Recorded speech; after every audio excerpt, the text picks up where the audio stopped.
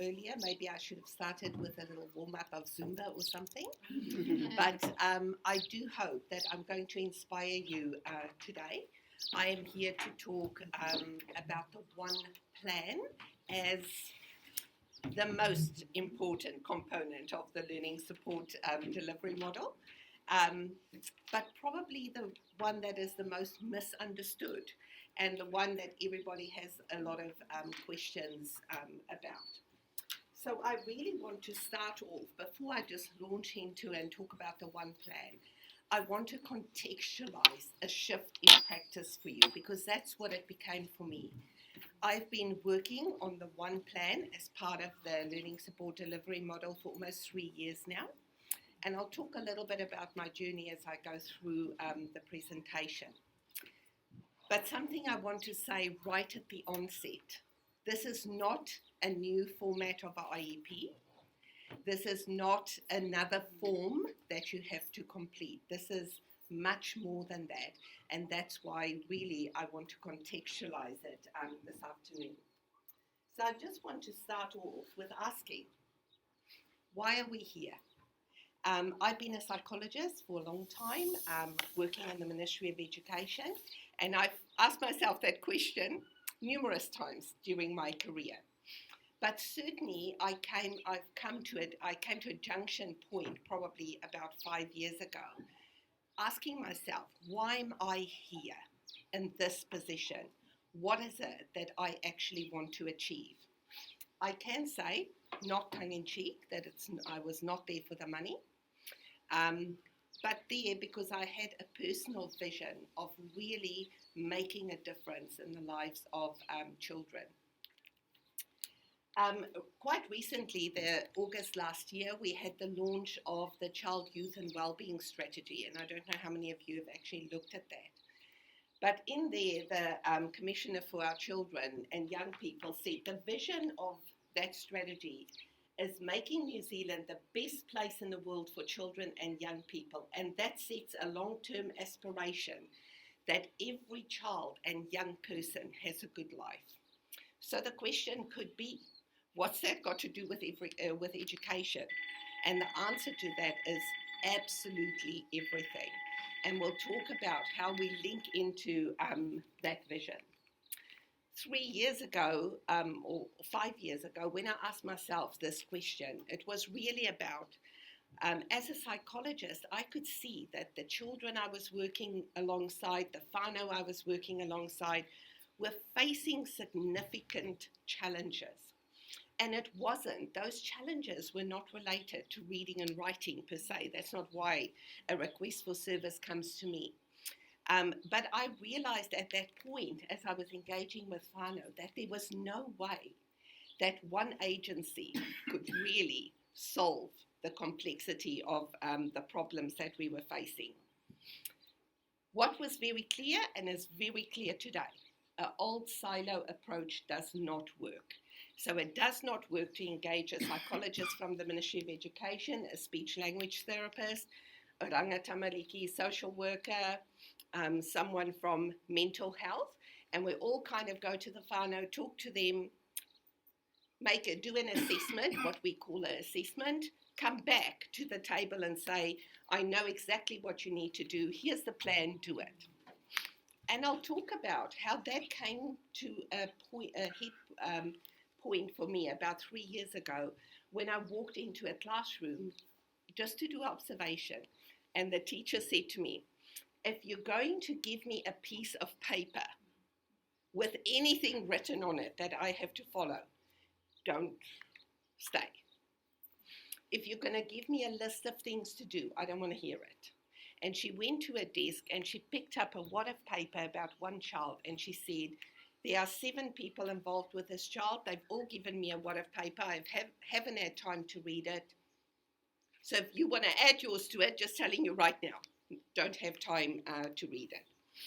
So we absolutely know, if we say, why are we here? And that is our vision, that we really want to make a difference in the lives of the children and young people and whānau that we work with, then we really need to rethink what we're doing. So I want to give you this background. There are just over 1.1 million children under the age of 18 in New Zealand. That's about a quarter of our population. Now, the majority of those kids are doing well and are achieving positive outcomes. They live in supportive homes and they receive the care and need that they deserve. But there is a significant proportion of children for whom those statements are not true. And to give you an idea of what you will face and what you're facing in the schools where you are now, 1 in 5 students require support from learning support. 1 in 3 children who are Māori live in poverty. Nearly 300,000 children are exposed or experience family and sexual violence every year. In New Zealand, 6,400 children and young people are in care, state care. This is interesting. Half of all lifetime mental illnesses start before the age of 14. The number of young people and children that are seeking mental health support has doubled in recent years, and 20% of youth experience mood disorders. New Zealand has the highest suicide rate for the age group of 15 to 19. 11% of children under the age of 15 have some form of disability, and 1 in 7 children live in homes where neither of their caregivers have a job. Judge Andrew Beecroft in the children's the Wellbeing Report said that we have one of the highest rates of reported bullying in the developed world. And when I started the research on this, I was like, well, if this is what we're dealing with, and I could see it in my everyday practice, I could not keep on doing the same thing because I was actually not making a difference. Perhaps some more stats. New Zealand ranks 38th out of 41 countries for good health and well-being, but was in the bottom 3 where it is ensuring well-being for all ages. So we're not getting it right. We're just not getting it right. And we needed to think, I needed to start thinking as an individual psychologist, could I keep doing what I was doing, and was that actually making a difference? So one of the things I started looking at was when a request for service comes through to me as a psychologist, it's always about behavior, always. And it lists a myriad of things that children cannot do, or what they are doing and is completely unacceptable. And I started thinking, when those requests for service come across the desk, what is reported is the behavior. But when I start working with the child and the family, I'm shocked to realize that all of the kids that I'm working with fall in those stats. They're living in houses with extreme poverty. One of the kids in state care. They're one of the kids with a disability. Now, it can be a seen or unseen disability. But I realized very quickly that I could go in and work like I've always worked. I could go in, interview the family, do an observation, perhaps do some formalized assessment, which are not standardized for children in New Zealand. And I could come up with an amazing plan, and I could give it to the teacher who goes, put it here, on top of all the others that I've got.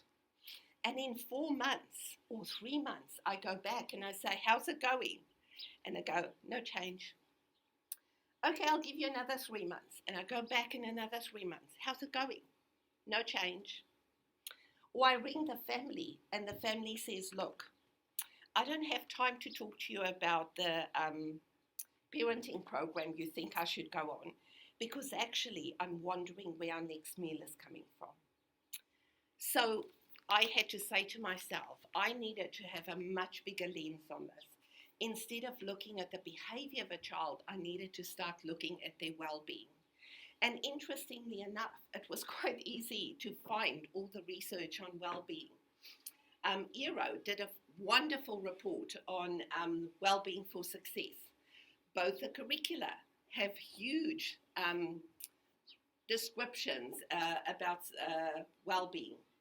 The New Zealand First Child, Youth and Wellbeing Strategy is filled with, let's look at the well-being of our children. Because if we look at their well-being now, we're ensuring better citizenship later. We're actually giving them quality of life. I think at the end of 2018 and kind of in the middle of 2019, the ministry did a survey amongst educators and parents called Kōrero Mataranga, and thousands of people responded. Now, if there was any lingering doubt whether we should go with a well-being perspective, this is what came out when they were asked the key question. What is it that you think will make the education system better? And their overwhelming response was a greater focus on well-being. They were clear that achievement and well-being go hand in hand. And so often when we're working with kids, and you're going to be working with kids who may have issues around achievement, may have bigger issues around well-being, but it is for us as adults who know, as professionals who know, to really sit and think, not just look at the sentence that comes through on a request for service, but to dig a bit deeper and to think, even at a very mild end, this little person who can't read, how does it impact on their well-being? I thought a lot about, in my mother tongue, I need to pronounce the R it's a rolling R, almost like Scottish. Or I'm not supposed to say a rolling R, but I did. So what happened as a young person? I had to go for speech therapy to unlearn that. Right at the beginning of the year, I went to Scotland, and everybody rolls their R's. And just like that, my tongue found that little special place, and off I went. The difference was, nobody looked at me. I didn't need speech therapy. But if I think back, I was the person who was pulled out of class. I had to have speech therapy for one sound. Had to get that right down to pat. And I remember thinking, why am I the one that has to go out? So even when we're taking kids out to reading recovery or one little thing, they the child that stands out and it affects their well-being. If it's a child who was kicked out of home at 7 o'clock without breakfast, no shoes, it's in the middle of the winter, why would they be ready to start literacy right at the beginning of the day? So it's just those questions coming up in my head. So really I knew that solving those very complex and compounding issues really required a very dedicated and wide response. So a question that came up for me, is we really needed to change our practice, and people don't like to do that. The moment I went to colleagues and I said, I think we need to change our practice, everybody went into a tailspin. No, not happening. But I knew that I needed to embark on a journey and prove really that we needed to think differently if we wanted to solve the complex issues of today. And I think the chains of habit are too light to be felt until they're too heavy to be broken. I realized when everybody said, don't talk about changing practice. I love it when I go somewhere and someone says, I've done it this way for 20 years. Don't mess with it. And I had to say, but does the world still look the same as it did 20 years ago? Are we really still doing the same work that we did 20 years ago?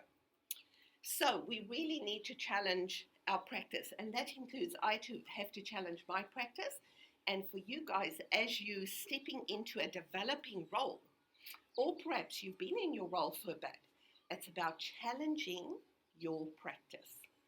Really looking at the person on the other side of the desk thinking, am I really engaging the best I can? Am I doing the best I can for the well-being of that child and their whānau? So I found this interesting quote. Our practice does not lack good science, but we do suffer from science devoted exclusively to answering the wrong set of questions. And that to me comes back to this whole thing. Do kids come to school purely so that we can look at their achievement?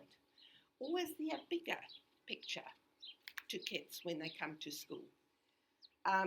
So there were a few things that sparked my interest in getting together a one plan. First thing was that ever-increasing complexity of casework that I had. The other one is the changing landscape of service delivery. That old thing of, I want to see every child that I can, every child that needs to be seen, but it just wasn't practical. So thinking, how do I work with other agencies or other people so that we reach all the kids that really need it? And then the stories behind the referrals really became something that changed my practice. I don't know how many of you realize, but Auckland is now seen as the third most diverse city in the world. I often work with the pediatricians at the South Auckland pediatric team, and we have 52 different languages that can come across our desk. I think there's something like 233 different cultures and ethnicities in Auckland. So when we think about that, and we think about little people coming to our desk, as they do to mine, from all over the world, from all different kinds of ethnicities, how do I adjust my practice so I really get the best for them? I've talked a little bit about when we're in education, there's often a very narrow focus on achievement. So when I go in, even when I've received a referral for behaviour, don't like to talk about it like that, but that's what people will be familiar with. The teacher will say the child is not behaving as would be expected of their age level and is not learning as we expect them to.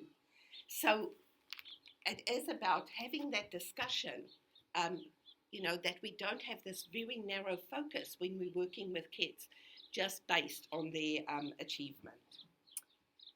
So globally too, when I started researching, as I say, I've been doing this for quite a while, globally when I started researching, the World Health Organization about 6 or 7 years ago were already indicating that we needed to have a bigger scope when we work with kids and have a bigger interest and investment in the well-being of children.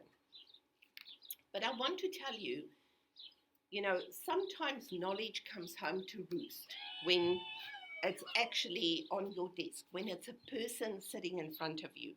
So I want to share this with you so we can see how, just a few stories to see how we need to think differently if we want to help these kids. There's a story of Johnny. He waited 18 months for a mental health appointment because his parents did not have transport and they lived out in the country. We could not get transport for them. So 18 months, this little boy struggled in the classroom to be diagnosed eventually with attention deficit disorder. And by the second dose of his medication, we were looking at a different child. And how fair and equitable is this? That a 6-year-old has to wait 18 months to see someone because they do not have transport. Whose job is it to find the transport? So we would have this conversation sitting at the school. Whose job is it to arrange the transport? Now, in this instance, the school said it's far away. The school is probably a good 45 k's away from where they needed to be. School just said, sorry, no can do.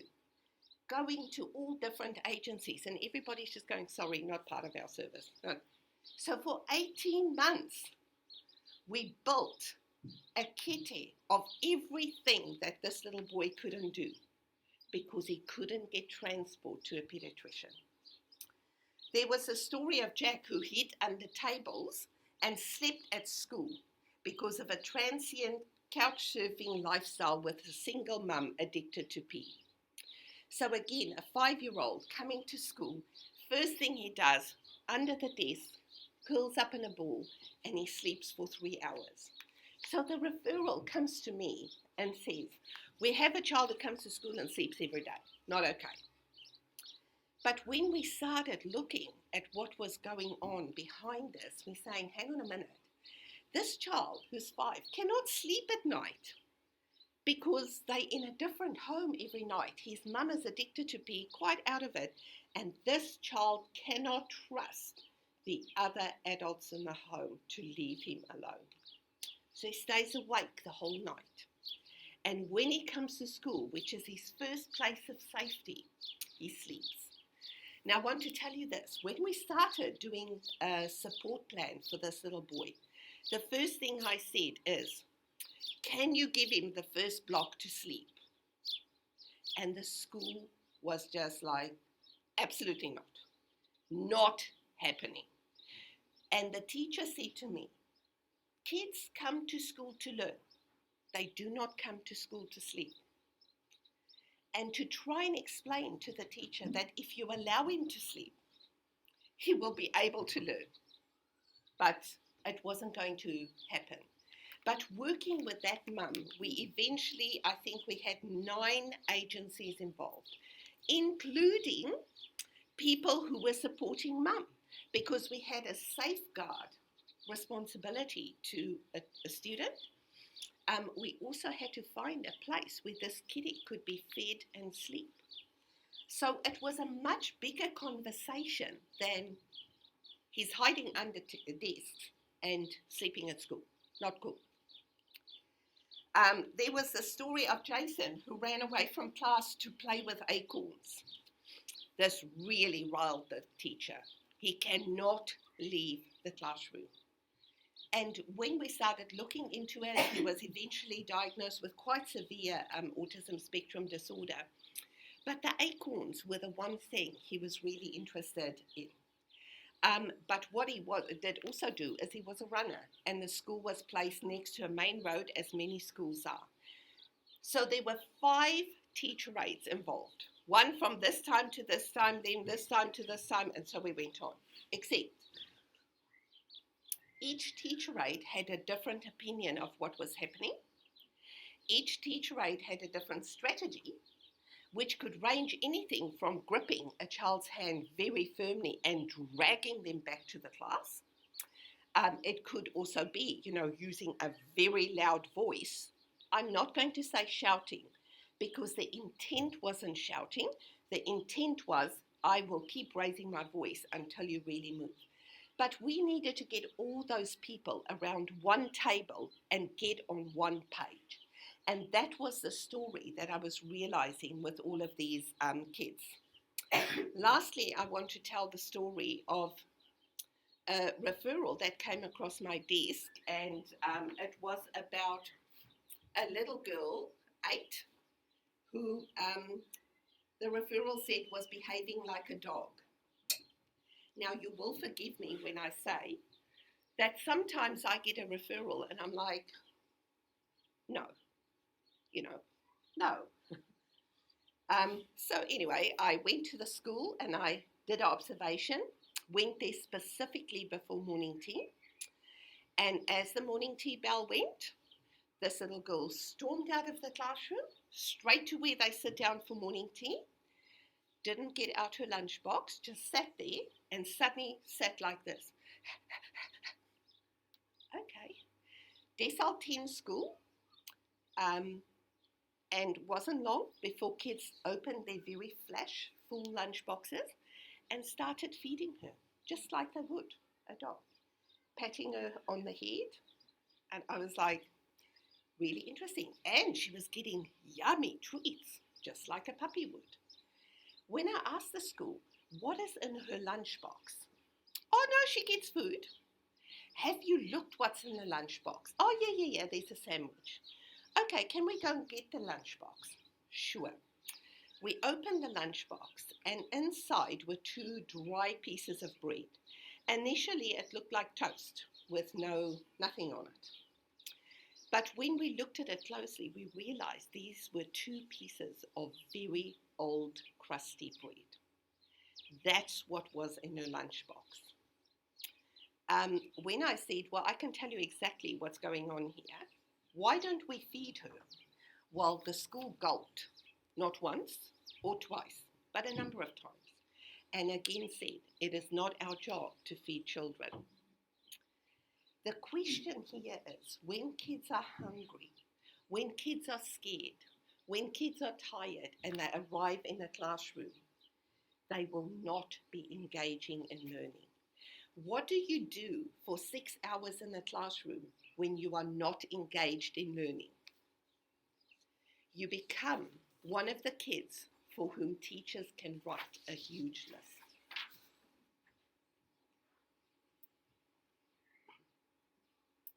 So that brings us to the learning support delivery model. While all of this was happening for me as a practitioner, the learning support delivery model came out.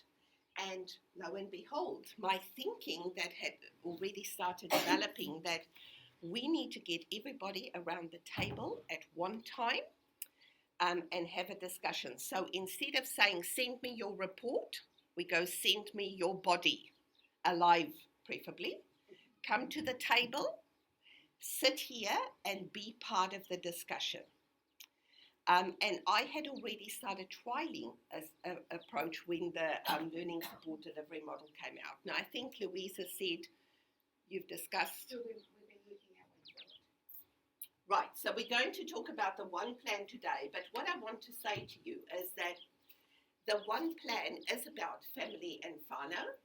It's totally about working together.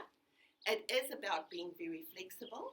It is about better facilitation, and it is about sharing, not just data, but all kinds of things. So the one plan really encapsulates all of that. But the most important thing is, as a child and a family at the centre. Now, over the 3 years, we've had immense discussions about what child-centred means and immense discussions about what collaboration means. But the whole thing about this is we really use the whole of that circle to develop a one plan.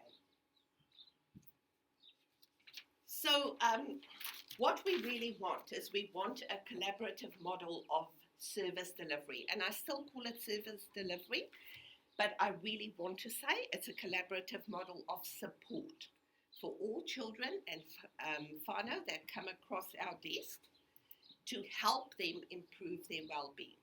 So the dream is that includes all services in education, all services in social development, all other services, mental health, and all other NGOs. And it really means that we need to think about working differently and coming to the table together to have one kōrero that turns into one plan, one piece of paper that the teacher has. So the teacher or the whānau don't have to say, ooh, I forgot what the occupational therapist said to me. I forgot what health want me to do. I know what the team around my child want us to do. So we aim with a collaborative model of support to act and operate with every child's best interest at the heart of all we do. Now, in saying that, I really want to challenge you, because I think as I've shared this with people, they say, I've always had a child's best interest at heart. But interesting, as we keep talking about this, teachers will say, I really want to do more for Johnny. I want to engage in a different level, but the teacher, the team lead or something said, no, this term we're focusing on literacy. Do literacy. And here sits a child who's not getting fed, who's scared, who's got all kinds of issues going on, but we're focusing on literacy.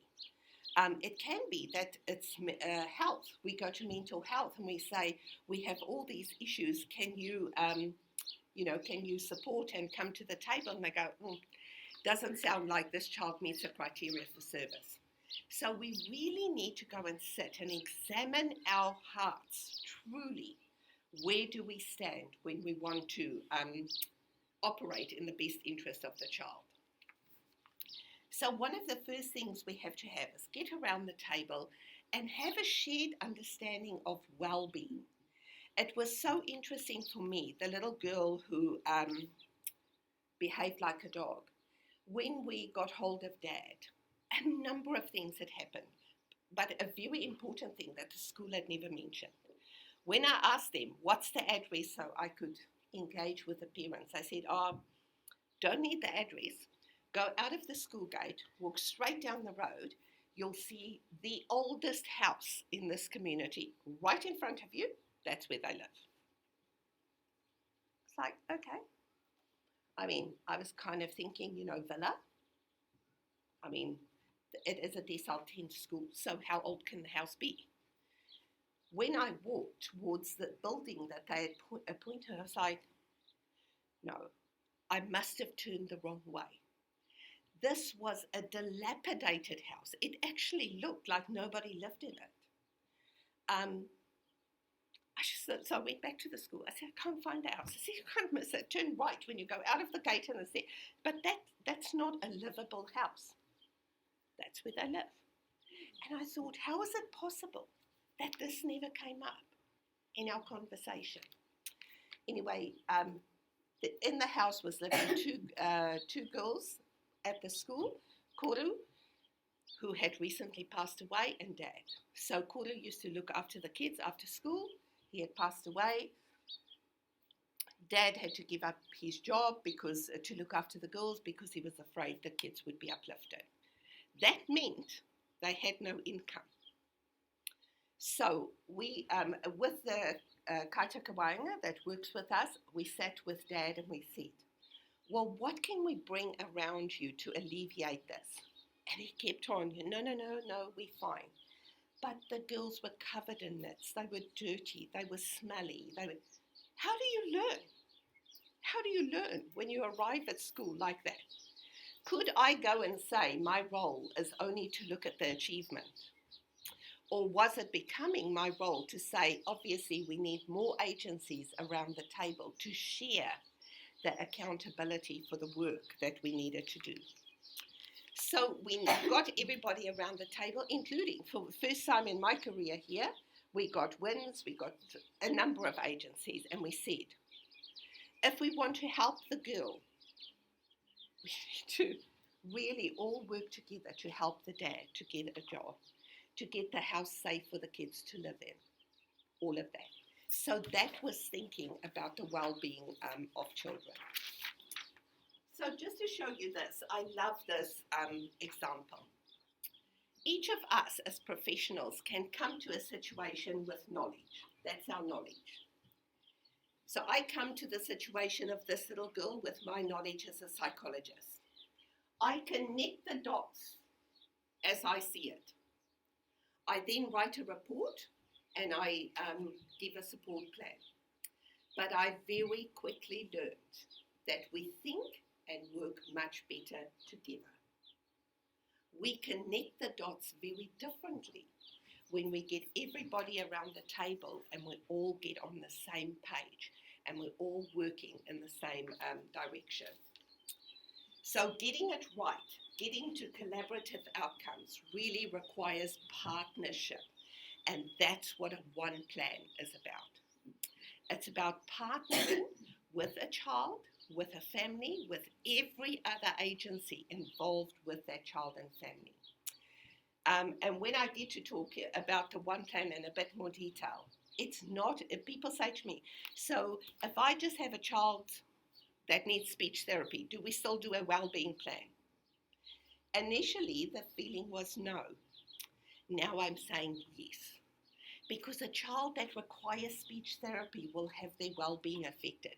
Maybe not in depth, but we still need to think, how does this affect their well-being? How does the support we want to put in place, is the parent able to do it? If mum is on P, I can write up whatever plan I like, not going to happen. So what do I need to put in place for mum to be able to come on board to do the things and engage with her children like she needs to? So again, improving child and youth well-being is too big a complex job for a single agency. So the time really has come that we need to flip the narrative. So one of the first narratives I've flipped is not talking about behaviour, but changing it to well-being. I no longer do behaviour plans. In fact, I feel quite offended when someone asks me to do a behaviour plan.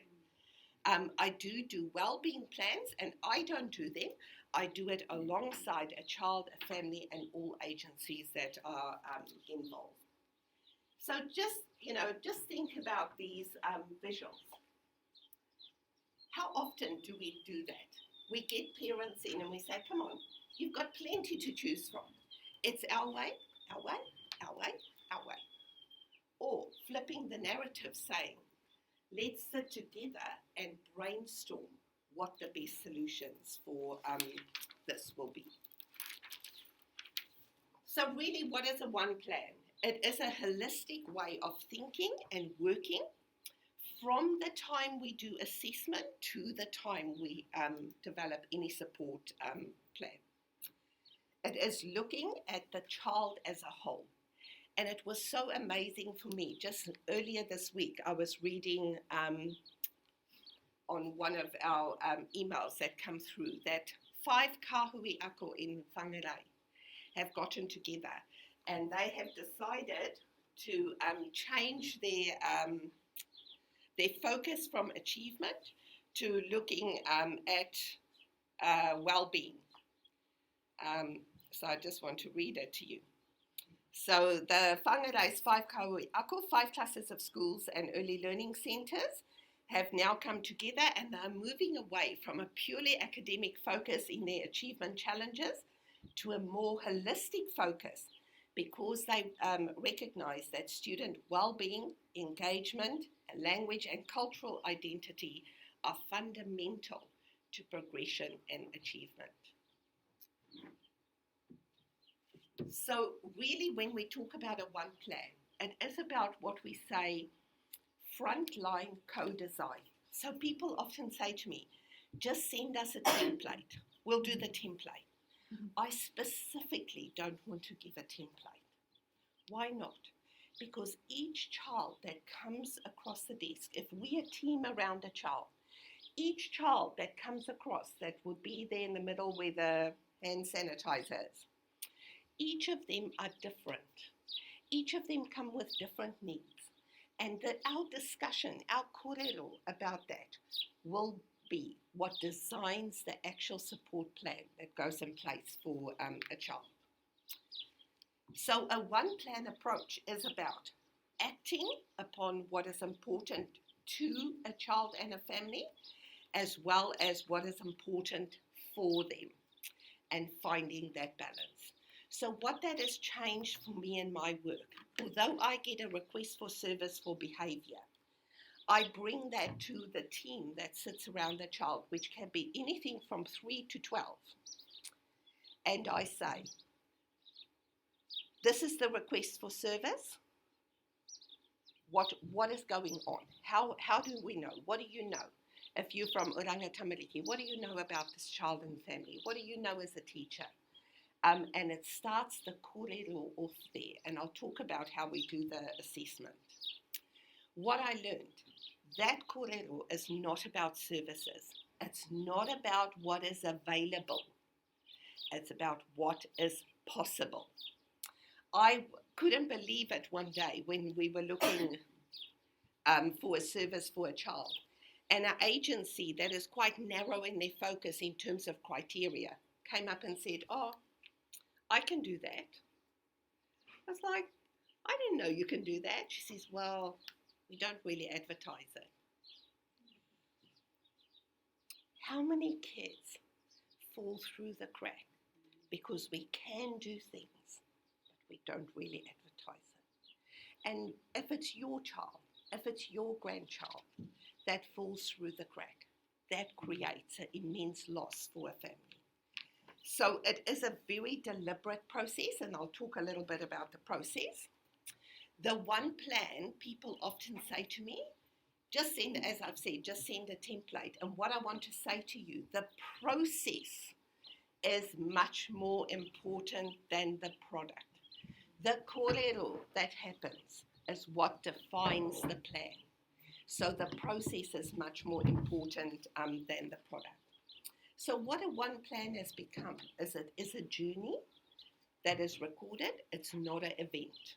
It's not, whoa, this child hit someone else in the face for no reason.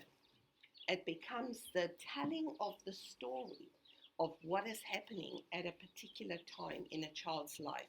It records every agency that is involved with a child. It records every bit of resource that we put in place so that it tells the story of what's happening. So it's grounded in the principles of whanaungatanga, establishing links. It's grounded in ako, reciprocity. So we're talking to each other. We're not sending reports or emails. It is about mahi-tahi, working together to a common purpose, to create a pathway of well-being and growth for a child and their family. So, do I have until 2:30 or 3? 3 would be good. Okay. So, what is a one plan? Well, how does it start? It starts the same. I wanted to give you all of that context because if we don't have the context, we see it as just another form. And that's exactly what this is not. It's not another form. Journey, it's a story. So how does it start? A referral or a request for service will come to me. I will contact the family and arrange to have a kōrero with them. Sometimes after our cultural advisors have been in, sometimes we go together. But during that kōrero, I will be asking them, what is their life about? Tell me about your child. Now, I can't tell you how often when I go to a parent and I say, tell me about your child, they go, well, the teacher said he hit someone in the face. Yep, I've heard that.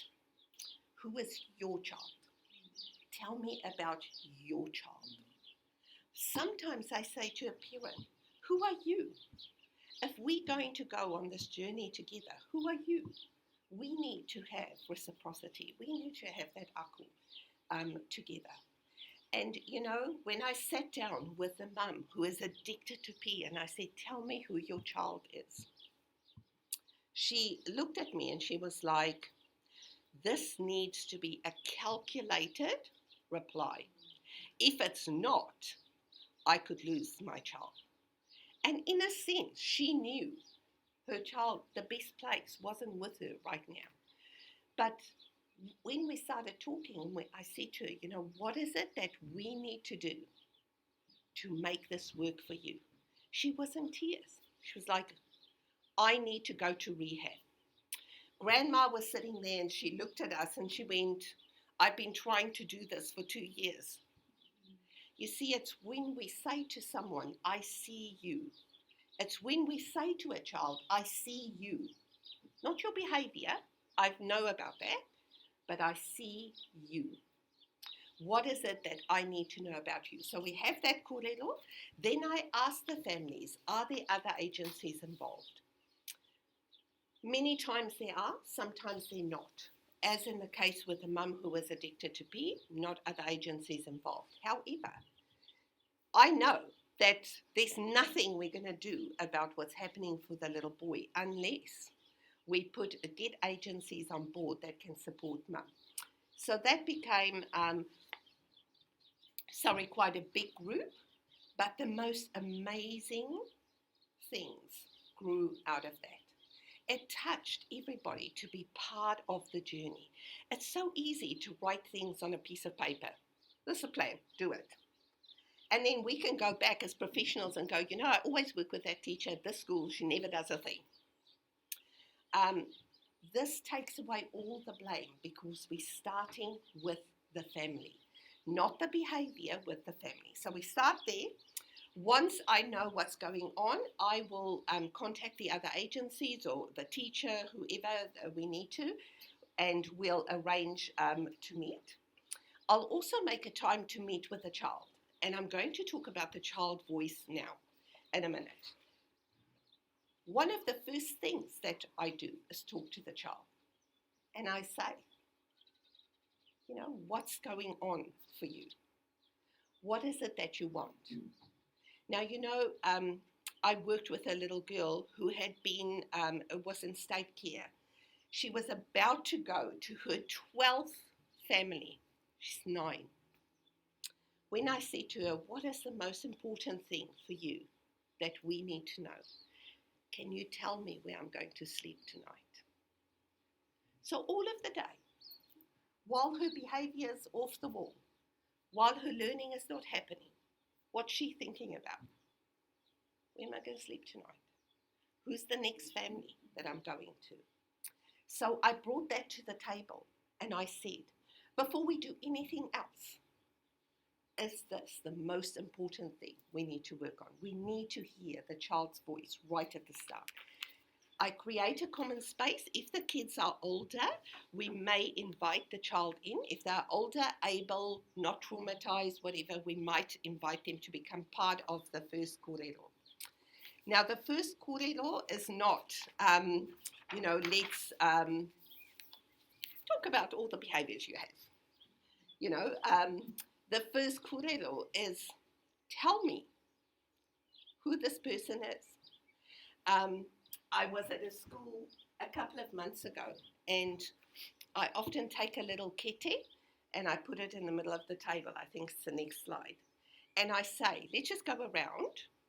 If your agency is involved with a student, let's go around and talk about the strengths. What strengths does this child bring to the kete? I want you to take a guess who the only person was that made no comment. In fact, the comment was, this child has no strengths. Who do you think in the group it was? Was the teacher.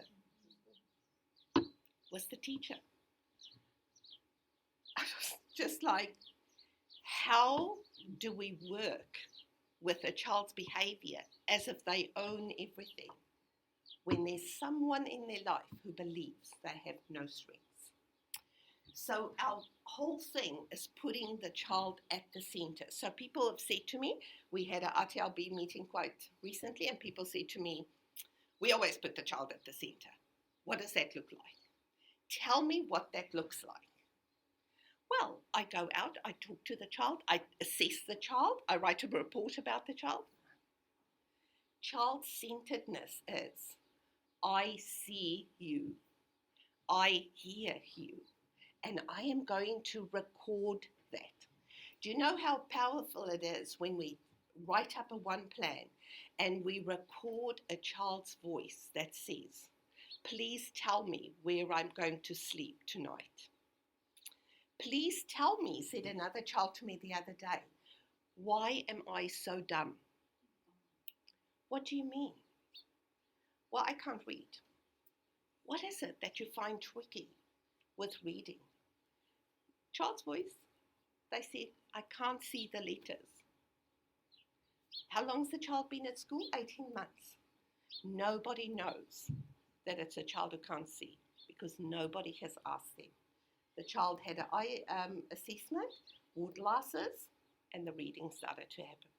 So what I'm saying to you is when we don't see, or we don't see the right thing, when we see the behavior instead of the child, when we hear what people say instead of what the child sees, that is not being child-centered.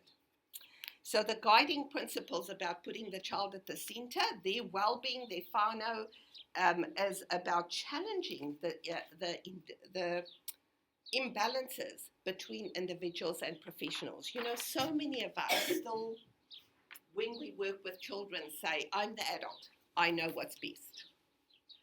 And we've got to be really careful of that when we say we're child-centered. Now, I work with kids from anything 18 months to 15. When we record the voice of child, there are obviously some children that do not have the ability to speak and give us their voice. So if they can, I will use drawing, storytelling, pictures, whatever, to record their voice. Sometimes we just have to record their voice as a collective of what other people tell us. But as we start supporting children, we often get a better picture of what they want. So this might be one way in which, I draw up something and we just talk about it, and I write in what the child has said. Just look at this. This was an 8-year-old child with autism. What is the thing you want most in the world? I want to be invited to birthday parties. When I spoke to Mum, she said he's the only child in the class never invited to a birthday party. So my question is, do we see the child? If we don't have the child's voice, we often don't see what we need to see. So what the One Plan does, we get the voice of the child, and the voice of the child is recorded in the plan. I'll show you soon. This was another school that do these maps. And so at the beginning of the year, they do the maps with the kids and they say, tell me about who you are, who you live with, what's tricky for you, what are the things that... So here's a school and a teacher that says, I see you. So once we get together around the table, we really use what I call a solution-focused approach. I often bring paper, big sheets of paper to the meeting, put it in the middle, and encourage people to draw, to write on it, because you really want everybody to be part of the process. So they're usually things, let's just clarify what is going on, what's the problem, what do we need to know, what's the dialogue, talking to each other, what don't we know? So one of the questions that comes up when we call it all is, we know what we know, what do we not know? How will we get that information, and who that sits around the table will get the information? So as I've said before, the important thing is nobody comes to the table with a report. Nobody comes with an assessment. You only bring your body and your head. From there, that corridor, we say, what do you know about Johnny? What do you know about Johnny? What do you know? Oh, okay. So then I'll say, I'm wondering about this. Does anybody know about this? No. Okay, this seems to be an important bit of information that we need to get. Who will go and get it? Now, before we had this process, what would happen if we have 8 agencies? 8 agencies will track down the mum with P, sit her down and say, now, let me hear this and this and this and this. And, it wasn't until I had a very personal experience of that process that I went, does anybody ever read a file? Does anybody ever talk to each other? Why do I need to keep on retelling the story? And for some parents, retelling that story is excruciatingly painful. It's excruciatingly painful for a mum to say, I'm sorry, the kids haven't been at school for 3 weeks because we've been in refuge. But I want to say to you, just because we kōrero around the table doesn't mean we get it right. A mum that said that to us said, I'm sorry, the kids haven't been at school. And somebody around the table said, for goodness sake, just leave the guy. So even though we come around the table, we come around the table with empathy as professionals, and we realize that each person journeys their journey. It's not for me to decide what needs to happen. It's for me to hear and to listen and to think. What supports do we need to put in place as a team to help that person? So we in this process, we start here asking the parents what their vision for a child is. Sad to say, we get it right most of the time. Most parents say, I want the best for my child. Just quite recently, a mum said, the best thing you can do for this 13-year-old is send him to prison, like his dad. Now, we were all kind of, okay, let's just think about what's going on. This child lives in a home where someone says you are not good for anything or thinks that you need to go to prison. What do we expect of that child when they get to school? So again, we needed to sit there and brainstorm. What do we need to get in place for this young person to get a sense of well-being, a mentorship, someone to walk alongside them? When we got that service, we invited them to Kōrero with us. What are you doing with this young person? What have you learned about them that we can plug back into the kōrero and record it in a child's plan? So as part of all of this, we get the child's voice, we get the parents' aspirations, we look at what's going on, decide what we need to know more about, who's going to get that information, and then we come again, we get together as a team. And as we go around in this process, we start writing up the one plan. Just again, this is a conversation we often have, this behavior versus well-being. So just looking again, if we just look at behavior is about defiance, willfulness, judgment, laziness, frustration, guilt, shame. If we're looking at well-being, we're saying, I wonder what's going on. I'm curious. What's getting in their way? Last year I was working with a 5-year-old who came to school in shoes 3 sizes too big. Wouldn't go into the classroom, and again, a student like this in a decile 10 school, and the teacher is going, if you don't get this child into the classroom by the end of term 1, see ya. Well, we need to have the kōrero, because part of the one plan is also sharing our knowledge. Sharing the knowledge that this is a child who lives in your area. This is a child that has the right to attend this school. But instead of going blaming, we need to go become curious what's going on. I started working with a child probably just as he was just after he transitioned to school. By the end of the second term, we'd gotten him back into the classroom. We had this one plan process. But I said to the teacher one day, would you mind just sending me the notes that you've been keeping on this child? And she sent it to me, and several times in the notes that she sent, the child had made a disclosure about physical harm. Several times. No referral had been made. Now, we are not here to blame the teacher. I'm saying when we sit around the table and we have those conversations and we learn to trust each other and share data and information, that comes up and it enables me to support the teacher and the school to make the right referral. So that is just a good thing to have at the back of your mind. So this is just what I bring to that meeting. What gifts or strengths does the child and whānau bring to their kete?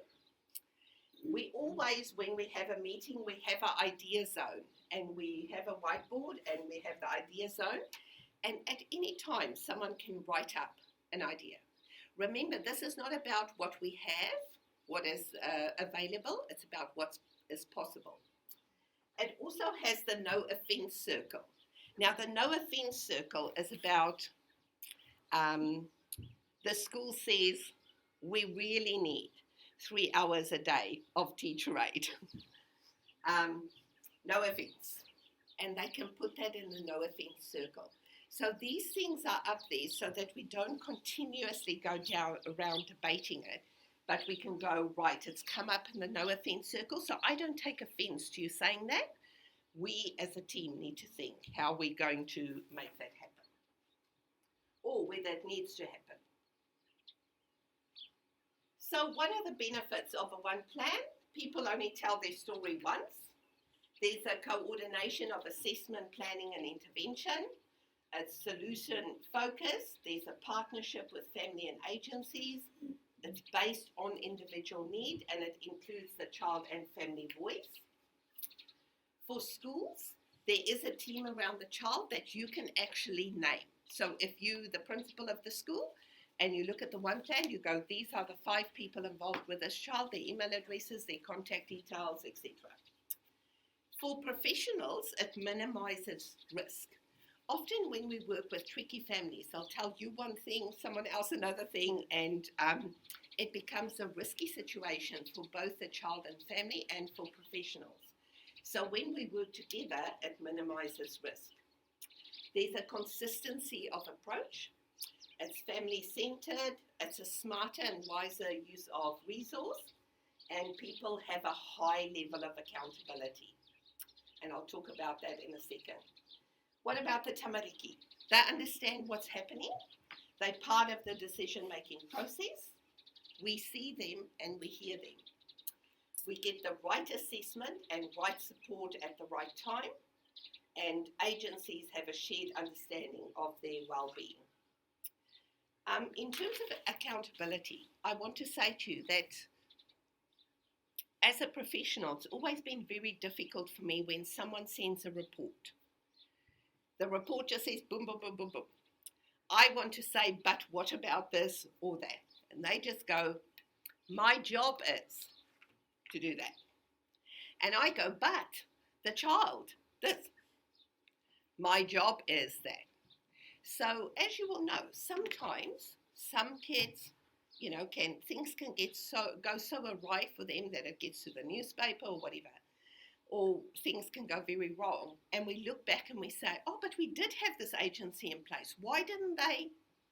Because the person said it was just my job. When we sit around the table and you're looking at someone and you go, not doing this, not my job, it's a much different setting. So people are held to a high level of accountability. We as a team own that accountability, but we also have individual accountability to the well-being of the student. So eventually we get here. So here's one of the first personalized well-being and learning pathways for a student. This student had ASD. One of the first things that happened while we were having a kōrero around the table is, I'll just say, someone piped up and said, if we have to bend backwards for every child that has ASD, which is 1 in 60, I'll not be teaching, This child, the idea is that the child was referred to me so I could make them like the other kids so that we wouldn't need a plan. But we needed an autism lens. We needed to understand where the behavior was coming from. So what I do on the front page of a child's plan, if it's about ASD or behavior, I just write a little paragraph. That keeps us all on the same page. What knowledge are we sharing about a child? Then we have a page that has the team around the family. I don't have it on here, but usually I'll have their names, their email addresses, and a contact phone number. Then we have the current kete of resources in place. This can ruin meetings, resourcing. So what we do is we say, what do we have in place? I worked with I think it was actually this child. The parents kept on saying, you're giving us no help, you're giving us no help. So we decided, let's put down in writing what this child has in terms of resourcing. That's not just about funding. It's about all the resourcing that a child has. Then at the bottom, we ask the parents or the whānau if they consent to us doing a one plan where we share information. Third page, we actually write down the parent aspiration and also the voice of the child. Now, that's kind of just a easier, perhaps, voice of the child, but we have had here, and we write it down. I don't know where I'm going to sleep. I want someone to stop hurting me. I just would like some food. I'm really cold. And, when we put it there, every time we call it all together, that's there, reminding us why are we doing it and what we are doing. Then we establish a priority. So for these parents, and we go with what the parents want, what the parents are engaging with, unless it is a safety issue. If there is a safety issue, that will override everything and will become the first priority. But in this case, it was rather a safety one. This child was running away and leaving the classroom.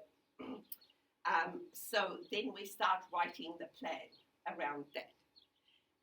These parents had huge issues with the school not wanting to restrain their 5-year-old. This dad said they had installed electric fencing around their property to stop the child from running away, and they were very upset with us when the Ministry of Education and the school would not do that.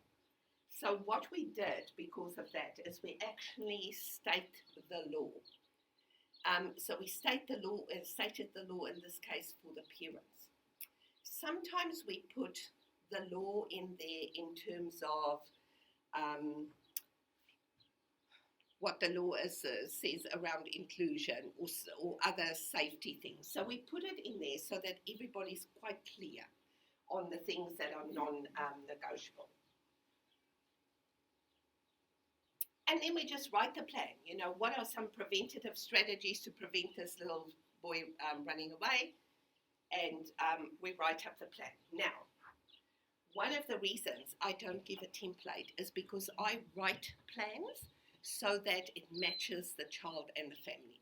There's no point in me writing a very flash plan, even a one plan, if people don't relate to it. So I often put the visuals in, do drawings. I'll show you some other things that I put in the one plan. Now, in the one plan, you will also have a safety plan. The safety plan forms part of the one plan. It's not a separate plan.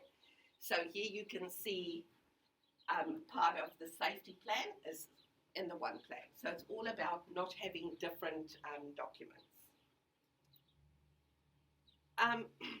Here I was working with a student, still working with a student with fetal alcohol spectrum disorder, and it is incredibly difficult for the teacher to understand where the behavior is coming from. So one of the things I put in is we work through it, that children's brains develop from the bottom up, and just some statements here that the teacher or anybody in the team can go through to remind themselves what is happening for the student. This is another one plan for a Māori student with fetal alcohol spectrum disorder. And here we put in things like exposure to carcinogens is an acquired brain injury. So that people remember we are talking here with a student that actually has a brain injury. I often put this into a one plan so we can remind ourselves where we're working towards. So this is important to know that the kids who are not fed, who are not safe, who are scared, who have FASD, they functioning in their brainstem. Learning is up there. Unless we deal with this, we will not get to learning and we won't get to well-being. just quickly watching the time. Going into a school, there's several schools that I work in where 2/3 of the school would have, if we said, refer all the children that you were concerned about, 2/3 of the school would be referred. So what we started thinking is, if we can do a one plan for a child, we can also do a systems one plan. So one plan for a school. So we started doing the same process for a school. What do you have in your school that is already in there? What is the next step that you need? And how will we get to where you want to be? Because we can't physically see every child in the school. Then we do a review, and we need to keep it simple. What's working, what's not working. Simple. Some feedback we've had, we've learned so much during our one plan meeting, said a parent. We realize now, as a school, we realize now that the behavior difficulties have layers of complexity that require real teamwork. The parent said, I finally feel part of a team and part of the solution. So some really cool feedback.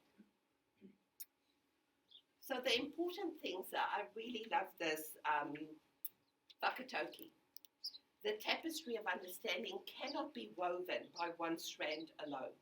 Only by the working together of the strands and the working together of the weavers will such a tapestry be completed. And that with its completion, let us look at the good that comes from it, but in time, let's also look at the stitches which have been dropped, because they also have a message. This is what I've learned through the one plan process.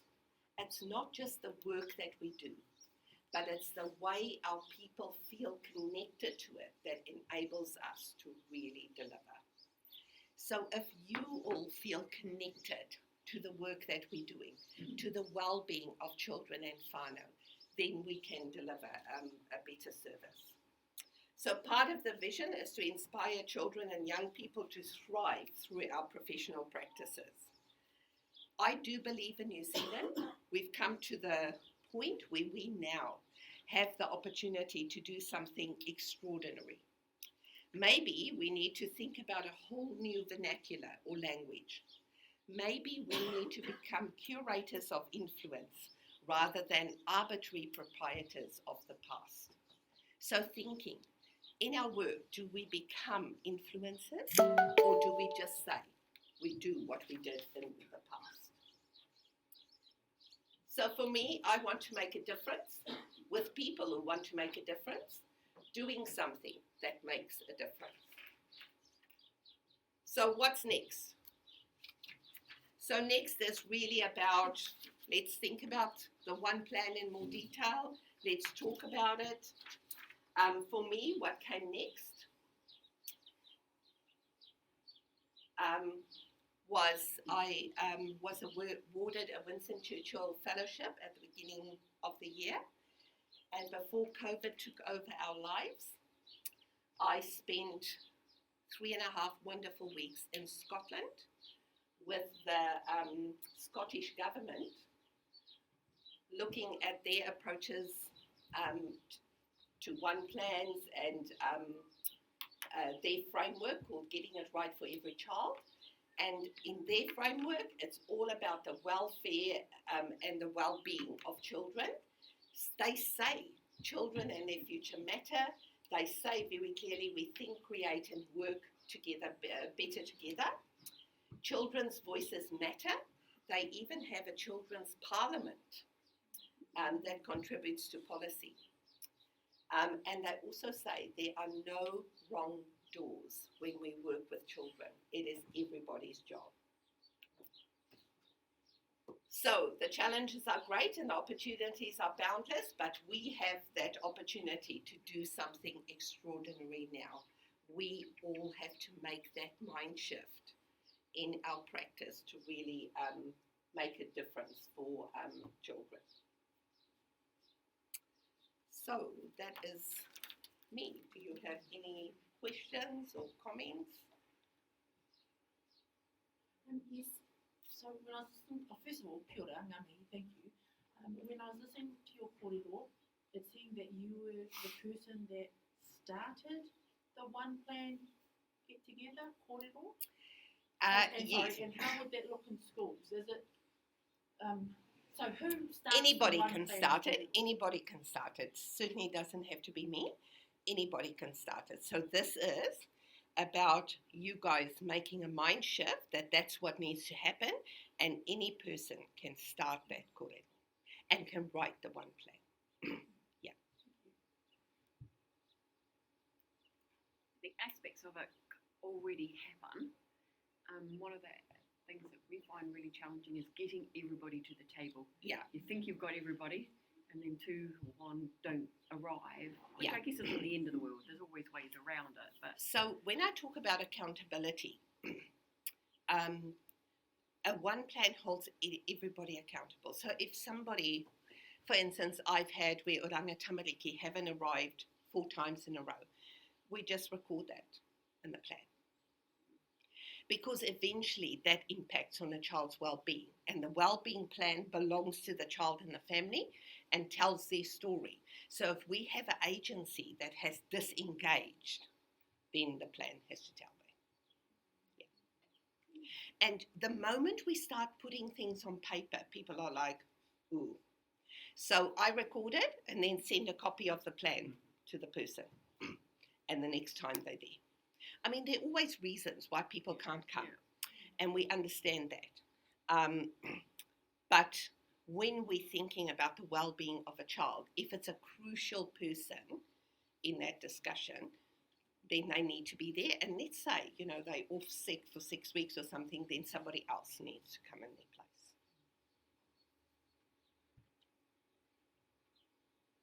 The same, and we often have this conversation about our accountability to each other. If I come to the meeting, but you never come, are you part of the team or are you not? If your agency chooses to step out, it will be recorded as that. Yeah. And this, that kind of thinking is just, it's not part of the solution. Blaming other agencies for not being there. It's not part of the solution for the child. No, it's not. And really, when I say the complexity of my work, when we're thinking about children that have humongous issues, we cannot afford to wait 6 months for someone to come on board. We need that to happen quickly. And when we look at, if we go back to the vision that we had right at the beginning, why are we here?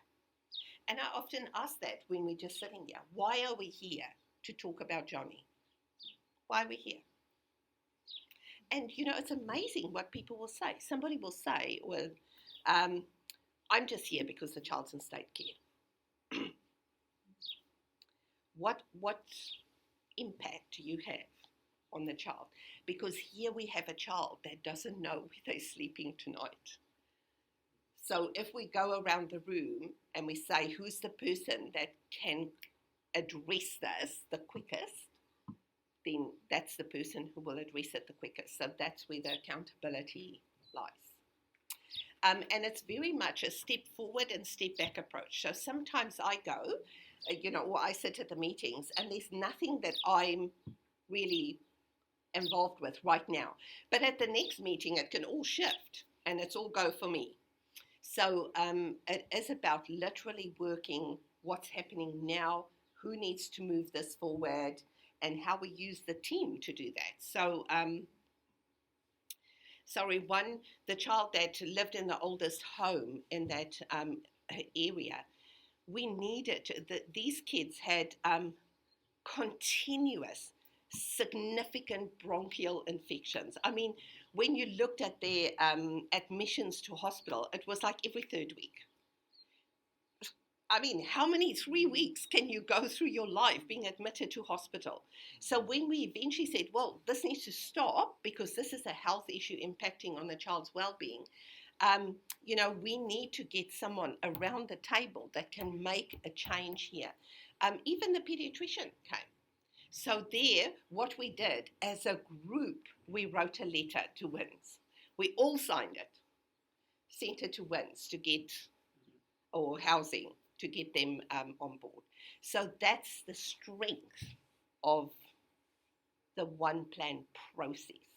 So the plan is the result of the most intimate process of professionals and whānau together to make a difference to the life of a child.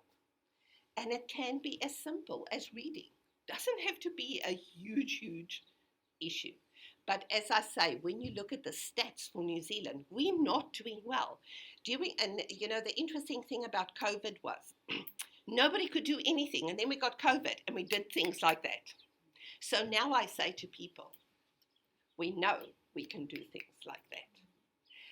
During COVID, we had a 700% increase for food parcels. We know that we're still in COVID, but we know that the second wave impacts of COVID have not hit yet. So there are going to be more kids on this journey. We're going to have to see and hear more kids, and we're going to have to think more creatively and laterally together.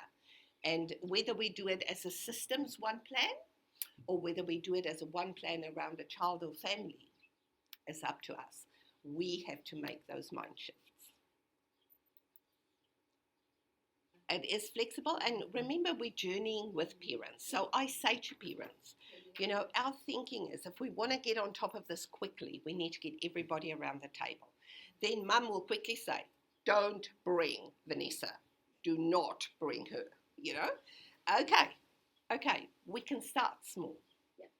But, you know, parents, it also holds parents to account because we have a high number of parents that we know need to make real changes for the well-being of their children, but they're not doing it.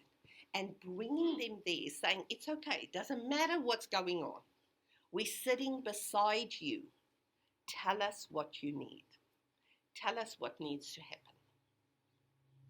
And I'm not saying it's a, you know, one of the plans that I'm doing, I've worked with the family, I think now for 4 years. Another plan that we did, actually the first one plan that I did, we discontinued our service because everything's okay for the whānau just during COVID. And I just checked in with mum during COVID, and she wrote the most amazing email. And, you know, in her email, she said, thank you for making me brave enough to do the things I need to do.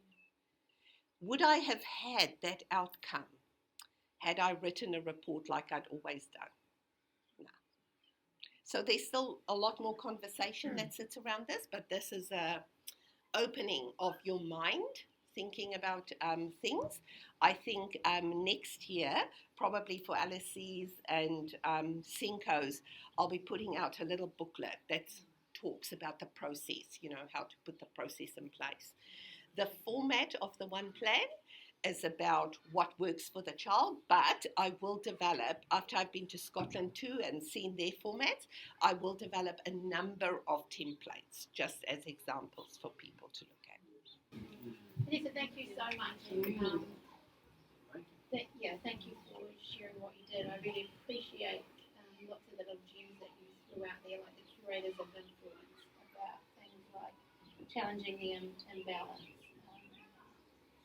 I personally took on your comment around switching from talking about behaviour to wellbeing, and that's something that I still do. It's far too ingrained in me to talk about behaviour rather than wellbeing, so thank you for that. And thank everybody for coming along and being part of it. And I just want to thank Steph for hosting us and Stan for allowing our two kahoiaki to collide in one event. And Vanessa, I know your time's really precious, and I thank you for sharing. Absolutely. So thank you for challenging us, because we're a group that are all about challenge, and we welcome